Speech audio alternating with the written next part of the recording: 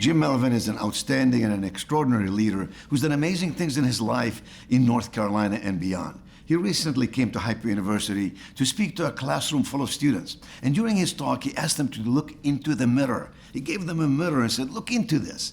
He wanted them to think about what they wanted to become and think about their attitude, what they look like, what images that they're sending, what messages are they sending verbally and non-verbally.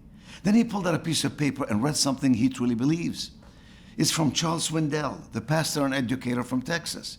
He wrote, and Jim read, the remarkable thing is we have a choice every day regarding the attitude we will embrace that day. We cannot change our past. We cannot change the fact that people will act in a certain way. We cannot change the inevitable. The only thing we can do is play on the one string we have, and that is our attitude. Look, I'm convinced that life is 10% what happens to me and 90% on how we respond to it. And so it is, I believe, with all of us. We are in charge of our attitude.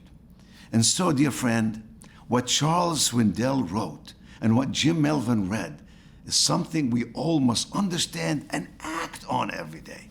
We must look in the mirror and know that a change in attitude is like changing your mind.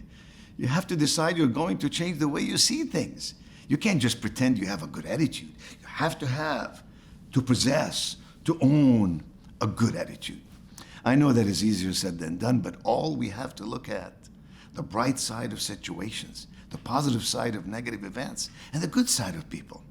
That includes you and me. I've often said, I don't look at life as a glass half full. I look at life as a glass that is overflowing.